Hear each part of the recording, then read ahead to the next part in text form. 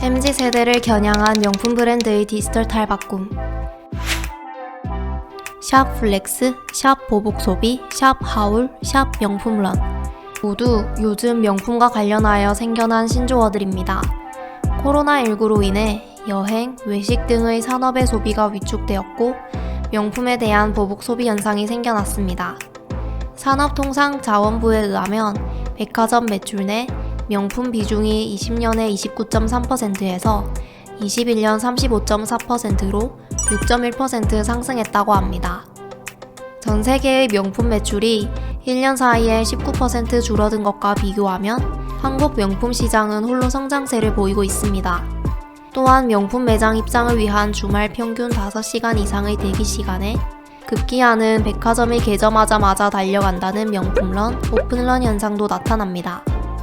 명품 시장에서 떠오르는 근손은 MZ세대입니다. 신세계 백화점과 현대백화점의 20년 전체 명품 매출에서 20에서 30대의 비중이 각각 50.7%, 44.9%를 기록했습니다.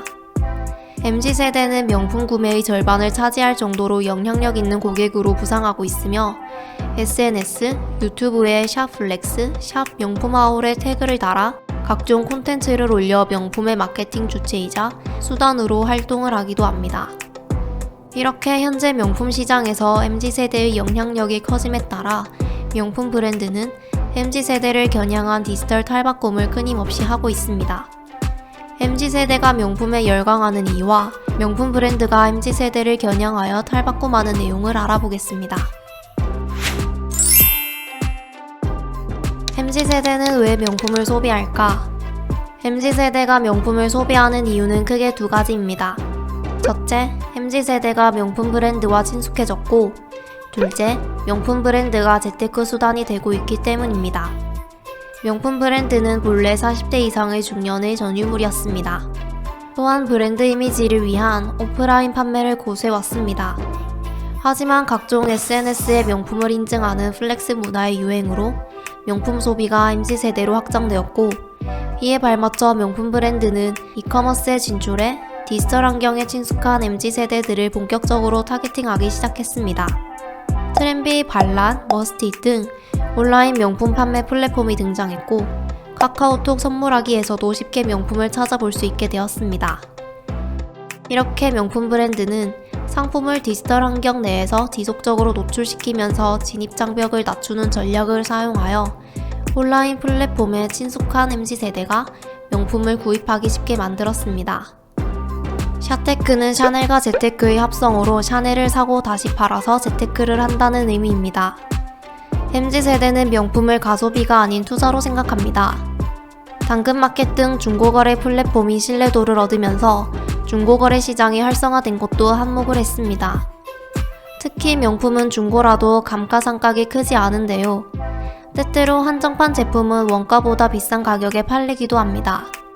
실제로 구입가가 694만원인 샤넬의 한 가방은 중고거래 플랫폼에서 830만원으로 되팔립니다. 이처럼 더 이상 사용하지 않는 명품을 다시 되팔 수 있다는 사실이 MZ세대에게 명품 소비가 부담스럽지 않은 이유입니다. MZ세대에 접근하기 위한 두 가지 키워드, 경험과 디지털. MZ세대는 소유보다는 경험을 중요시하고 디지털 친화적인 성향이 가장 강한 세대입니다. 이에 발맞춰 명품 브랜드는 경험과 디지털에 집중하여 MZ세대에 접근하고 있습니다. 명품 브랜드에서는 게임과 협업하기 시작했습니다. 게임은 MZ세대의 소비자에게 가장 효율적으로 다가갈 수 있는 수단입니다. 구찌나 루이비통은 브랜드를 활용한 게임 어플을 출시했고, 샤넬은 게임을 컨셉으로 팝업 스토어를 운영했습니다. 명품 브랜드는 지금 당장 상품을 판매하는 것보다 상품에 대한 지속적인 경험을 제공하고 MZ세대와의 긴밀한 유대관계를 맺는 것을 목표로 합니다. 구찌는 구찌비, 구찌에이스 등 자사의 앱을 통해 가장 빠르게 게임을 출시했습니다. 구찌비는 미로에서 벌을 탈출시키고 배지를 수입하며 아이템을 찾아내는 게임이고, 구찌에이스는 3가지 레벨로 플레이하는 탁구 게임으로 구찌에이스 스니커즈를 컨셉으로 합니다. 루이비통 또한 엔들리스 러너라는 무료 웹게임을 출시했으며 엔들리스 러너는 80년대 미국 뉴욕의 뒷골목을 배경으로 캐릭터가 달리면서 루이비통 로고를 획득하는 게임입니다. 샤넬은 디지털 게임이 아닌 아날로그 게임을 팝업 스토어에 접목시켰습니다. 젊음의 거리 홍대의 코코게임센터라는 이름으로 팝업 스토어를 오픈했는데요. 레트로 트렌드에 발맞춰 리듬 액션 게임, 슈팅 게임 등 80년대풍의 오락기를 다수 가져다 놓았습니다. 또 어떤 오락기의 화면은 화장품을 테스트할 수 있도록 거울로 바뀌기도 하고 뽑기를 통해 기프트를 받을 수도 있습니다. 이렇게 구찌, 루이비통, 샤넬은 게임 안에 제품 혹은 브랜드를 숨겨두고 사용자들이 직접 경험하게 함으로써 현재 구매 고객이 아닌 미래의 잠재 고객을 확보한 것입니다. 명품 브랜드의 디지털 접근은 모델 선정에서도 잘 나타납니다. 루이비통은 16년 게임 파이널 판타지의 캐릭터 라이트닝을 모델로 선정했고, 최근에는 명품 브랜드들이 앞다투어 버추얼 인플루언서를 자사의 모델로 선정했습니다. 버추얼 인플루언서는 가상인간으로 인공지능 기반의 3D 그래픽으로 구현되어 인스타그램, 유튜브 등의 SNS 서비스에서 활동합니다. 버추얼 인플루언서인 릴 미켈라는 300만 명이 넘는 팔로워를 보유하고 있으며 세계적인 영향력을 인정받아 프라다, 샤넬, 지방시 등 명품 브랜드의 광고 모델로 선정됐습니다. 발망은 새로 출시한 가방의 모델로 슈두, 마고, 지라는 이름의 가상인간을 직접 만들어 홍보했습니다. 버추얼 인플루언서들은 여행과 에코라이프 등 MZ세대가 선호하는 특징을 반영하도록 치밀하게 고안됐습니다. 또한 최근 사회 문제로 대두되고 있는 학교 폭력 등 구설에 휘말릴 가능성이 없다 보니 비용과 리스크 절감의 효과가 매우 커 명품 브랜드에서도 끊임없이 러브콜을 보내고 있습니다. 구찌는 메타버스 플랫폼인 제페토를 활용해 2021 SS 컬렉션을 공개했습니다. 제페토 사용자들은 제페토 안의 구찌 매장에서 옷과 신발, 가방, 액세서리까지 아바타에게 피팅해보는 등 가상에서 구찌를 경험해 볼 수 있습니다. 또한 구찌 제페토의 스킨은 유료로 판매하고 있는데, 이는 수익 확보보다는 저렴한 가격으로 명품을 구매한 만족감을 소비자에게 제공하기 위한 목적입니다. MZ세대가 주 사용층인 메타버스를 통한 체험형 마케팅은 소비자와 브랜드가 자유롭게 교감함으로써 브랜드 인지도와 친숙도를 제고하고, 이는 젊은 브랜드로서의 이미지를 구축할 수 있는 좋은 기회를 제공합니다.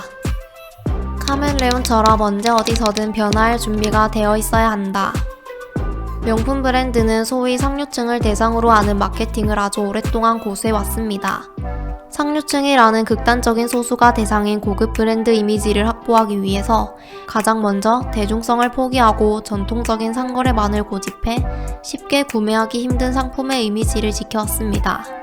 단적인 예로 2016년에서야 명품 브랜드인 루이비통이 온라인 판매를 시작했습니다. 전자상거래 시장이 확산되기 시작한 시점은 2000년도이므로 2016년은 매우 늦은 시점이었습니다. 지속적으로 떨어지는 매출의 명품 브랜드가 자세를 낮춘 것입니다. 대중성을 가장 큰 특징으로 하는 온라인으로의 진출은 100년간 지켜온 브랜드 가치가 송두리째 흔들릴 수 있는 결정이었습니다. 하지만 상품이 팔려야 브랜드가 지속될 수 있고, 그래야 브랜드 이미지도 의미가 있는 법입니다. 지난 5년간 명품 브랜드들은 다소 늦은 디지털 탈바꿈을 위해 다양한 시도를 했습니다. 때맞춘 코로나19로 명품에 대한 보복 현상이 생겨나 지속되는 경제 불황에도 명품 브랜드는 홀로 호황을 맞았습니다. 디지털 탈바꿈이 빛을 보기 시작한 것입니다. 명품 브랜드는 다양한 IT 기술을 활용하여 온 오프라인에서 브랜드를 경험하게 함으로써 MZ세대를 잠재 고객으로 만들었습니다. 또한 브랜드 이미지로서 고급스러움은 지키고 대중성, 친근함, 트렌디함 등의 이미지를 확보했습니다. 하지만 여기서 멈춰서는 안 됩니다. MZ세대의 유행 속도는 점차 빨라지고 있고 적응하지 못하면 사라집니다. 다음 트렌드가 어떤 아이템이 될지는 아무도 모릅니다. 그러므로 명품 브랜드는 빠른 트렌드 대응 능력을 갖추고 카멜레온과 같이 다양한 방면으로 변화할 준비를 항상 하고 있어야 합니다.